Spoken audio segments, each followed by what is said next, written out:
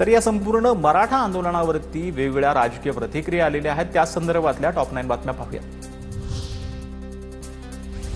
मराठा समाजाला ओबीसीतून मराठा आरक्षण देणं शक्य नाही। रोहित पवारांकडून जरांगेंच्या आंदोलनाला रसद, जातीच्या नावाखाली हिंदूंमध्ये फूट पाडली जातीये।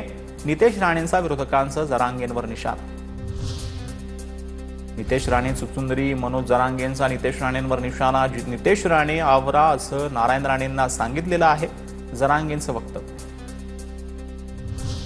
शिंदेच्या शिवसेनेचे आमदार विलास भुमरेंनी घेतली मनोज जरांगेंची भेट। आमदार विलास भुमरेंचा जरांगेंच्या आंदोलनाला पाठिंबा। उदयनराजे शिवेंद्रराजे भोसले यांनी उपोषणाला बसायला हवं, पण ते भाजपच्या दबावाखाली आहेत, हे महाराष्ट्राचं दुर्दैव आहे। संजय राऊतांचा हल्लाबोल।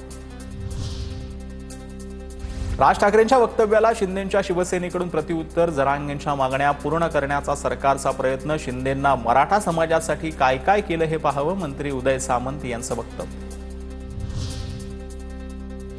मराठा समाजाचे प्रश्न सोडवण्यासाठी शासन सकारात्मक। एकनाथ शिंदेंनी मराठा समाजासाठी अनेक निर्णय घेतले। जी कामं करणं शक्य होतं ती शिंदेच्या कार्यकाळात करण्यात आली।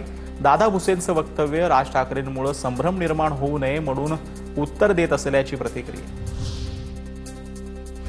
भाजपा आमदार बबनराव लोणीकरांचा मराठा आरक्षणाला पाठिंबा। कायद्याच्या चौकटीत बसणारं आरक्षण द्या, लोणीकरांची मुख्यमंत्री फडणवीसांना पत्र लिहित मागणी।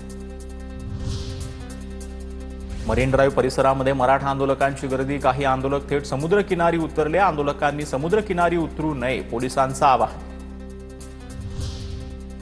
सीएसएमटी स्थानक परिसरामध्ये मराठा आंदोलकांची गर्दी। पोलिसांचा कडेकोट बंदोबस्त। ओबीसीतून आरक्षण देण्याची आंदोलकांची मागणी।